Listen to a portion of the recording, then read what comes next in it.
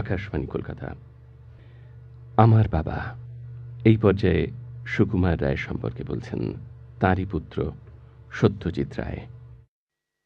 আমার জন্মের অল্পদিন পরেই বাবা অসুখে পড়েন, আর সেই অসুখেই ৩৬ বছর বয়সে তার মৃত্যু হয়। আমার বয়স তখন ২.৫।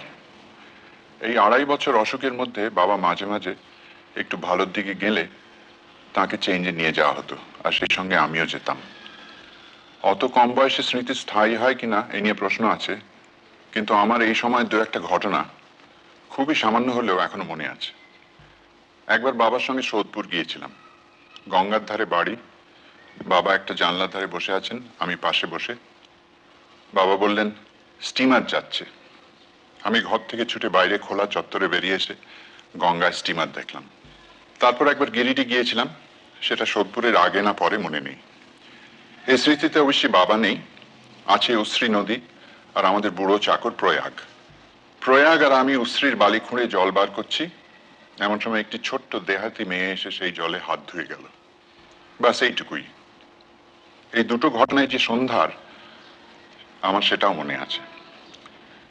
সত্যি বলতে কি, সুকুমার রায়কে আমি চিনেছি তার লেখা আর আঁকা থেকে, আর আত্মীয় স্বজনের বর্ণনা থেকে। লেখা বলতে শুধু ছাপা লেখা নয়, সে তো আছেই, কিন্তু সে লেখা যেমন আমার কাছে আছে তেমনি অনেকের কাছেই আছে। সাহিত্যিক সুকুমার রায় তো আর কারোর একার সম্পত্তি নয়। আর কোনো বাংলা বই সম্বন্ধে কথা বলা চলে কিনা জানি না। আর তারপরেই শুরু হচ্ছে সেই আশ্চর্য মানহানির মোকদ্দমা, যেখানে চমকের পর চমক একেবারে শেষ পর্যন্ত। আমার একটা বড় আফসোস এই যে হযবরলর পাণ্ডুলিপি আমি কখনো চোখে দেখিনি। সেটা যে কোথায়, এবং হযবরল আর আবুল তাবুলের মূল ছবিগুলো যে কোথায় তা কেউ জানে না। আরো আফসোস এই যে আমার বিশ্বাস পাণ্ডুলিপি থেকে বা একটা লেখার খসড়া থেকে একজন লেখক সম্বন্ধে অনেক কিছু জানা যায়। তাছাড়া চিঠি, ডায়েরি ইত্যাদি তো আছেই। দুঃখের বিষয়, সুকুমার রায় কোনো ডায়েরি লিখে যাননি। এটা আমাদের পরিবারের কেউই লেখেননি, কেবল একজন ছাড়া। ইনি ছিলেন আমার ছোট কাকা সুবিমল রায়। তবে এর ডায়েরিতে কোনো আত্মসমীক্ষা স্থান পায়নি। ছোট কাকা বছরের পর বছর একই রকম ডায়েরি লিখে গেছেন, যাতে সকাল থেকে শুরু করে রাত্রে শুতে যাবার আগে পর্যন্ত তার প্রতিদিনের কার্যকলাপের পুঙ্খানুপুঙ্খ বিবরণ পাওয়া যায়। সুকুমার রায়ের কোনো দিনলিপি নেই। যা আছে তা হলো কিছু নোট বই, কিছু পারিবারিক চিঠি, একটা হাতের লেখা পত্রিকার দুটো সংখ্যা, কিছু নাটকের পাণ্ডুলিপি আর একটি খেরোর খাতা। এর মধ্যে হাতের লেখা পত্রিকা দুটোই সবচেয়ে পুরনো। পত্রিকার নাম ছিল ৩২.৫ ভাজা। দুটো সংখ্যারই মলাট সুকুমার রায়ের আঁকা। তার বয়স তখন ১৭ কি ১৮। এটা বোঝা যায় এতেই যে কিছু লেখায় বঙ্গভঙ্গ আন্দোলনের উল্লেখ আছে, অর্থাৎ সনটা বোধহয় ১৯০৫ কি ৬। লেখা নানান লোকের, মনে হয় সকলেই কলেজে পড়ার বয়স, যদিও একমাত্র বাবার ছাড়া আর কারোর হস্তাক্ষর চেনার উপায় নেই, এবং সকলেই ছদ্মনাম ব্যবহার করেছেন। এই পত্রিকার জন্যই লেখা ঝালাপালা আর লক্ষণের শক্তিশাল। বাবাদের তখন একটি ক্লাব ছিল, নাম ননসেন্স ক্লাব। এই কিন্তু মানডে ক্লাবের আগের ব্যাপার। এই ননসেন্স ক্লাবের এই নানান উদ্যোগের মধ্যে একটা ছিল ৩২.৫ ভাজা। এই কাগজে অন্য ৫ রকম লেখার সঙ্গে আরেকটি জিনিস স্থান পেল, যেটা হলো বিজ্ঞাপন, অথবা বিজ্ঞাপনের প্যারোডি। একটা উদাহরণ দিলেই এর মেজাজটা বোঝা যাবে। একটি ওষুধের বিজ্ঞাপন, সুকুমার রায়েরই হাতের লেখায়। ওষুধের নাম গন্ধ বিকট তেল। তার প্রথম লাইন কটি হচ্ছে, গন্ধ বিকট তেলের নাম শুনেছেন তো? শোনেননি?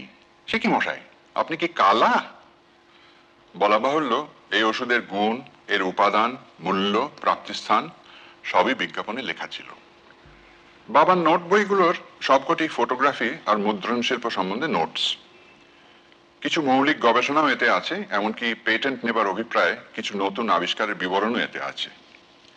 চিঠি যা আছে তার অধিকাংশই বিলেত থেকে লেখা, তার মানে ১৯১২ সাল। বাবার বয়স তখন ২৪ কি ২৫। তিনি বিলেত গিয়েছিলেন প্রিন্টিং টেকনোলজি শেখার জন্য। উপেন্দ্র কিশোরকে লেখা সব চিঠিতেই কাজ এবং পড়াশোনার কথা। তার মাকে লেখা চিঠিতে জানতে পারি সুকুমারের আমসত্ত্ব আর ভাজা মশলা না হলে চলছে না, এবং এর কিছুদিনের পরের চিঠিতে জানা যাচ্ছে এইসব জিনিস লন্ডনে গিয়ে পৌঁছেছে। ভাই সুবিনয়কে লেখা চিঠিতে জানানো হচ্ছে প্রবাসী মডার্ন রিভিউ এবং তত্ত্বকৌমুদী যেন ঠিক সময় পাঠানো হয়। ছোট বোন শান্তিলতাকে একটা চিঠিতে জানানো হচ্ছে বিলেত পৌঁছানোর মাস দুয়েকের মধ্যে টাই বাঁধার দুরূহ কাজটা মোটামুটি সরগড়া হয়ে এসেছে। কাকা কুলধরঞ্জনকে লেখা চিঠিতে কলকাতার ক্রিকেটের খবর জানার জন্য আগ্রহ প্রকাশ করা হয়েছে। এখানে জানানো দরকার যে কুলধরঞ্জন নিজে ভালো ক্রিকেট খেলতেন, যদিও উপেন্দ্র কিশোর বা সুকুমার খেলতেন বলে জানা যায়নি। আমার কাছে চিঠির চেয়েও অনেক বড় তথ্যের খনি হলো একটি খেরোর খাতা।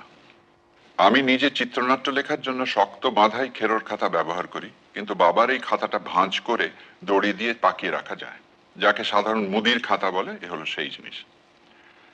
খাতার রং এককালে ছিল লাল, এখন খয়েরি। প্রথম পাতা খুললে দেখা যাবে ডাইনে উপরের কোনায় ইংরেজিতে লেখা আছে মে 1918। নিচে ডাইনের কোনায় ইংরেজিতে লেখা সুকুমার রায়। মাঝখানে অনেকটা জায়গা জুড়ে খাতাটির 7 রকম নাম লেখা হয়েছে: উড়ো খাতা, ফালতো খাতা, এমনি খাতা, জাবেদা খাতা, খসড়া খাতা, বাজে খাতা আর হিজিবিজি খাতা। খাতার আদ্যপ্রান্ত দেখলে এবং পড়লে বোঝা যাবে এর প্রত্যেকটি নামই সার্থক। প্রথম পাতা উল্টোলেই বাঁদিকে দেখা যাবে একটি কবিতার খসড়া। অনেক কাটাকুটির মধ্যে যে দুটো লাইন পড়া যাচ্ছে সেটা হলো: আমি অর্থাৎ শ্রী গোবিন্দ মানুষটি নই বাঁকা, বলি যা সব ভেবে বলি, কথা কইনে ফাঁকা। এই কবিতার নিচেই একটা ছবি, একজন দাড়িওয়ালা পাগড়ি পরা বুড়ো, তার পরনে খাটো করে পরা ধুতি, ডোরা কাটা কোট আর কাঁধে চাদর। বুড়ো হাত উঁচিয়ে চোখ রাঙিয়ে কাকে যেন ধমক দিচ্ছে।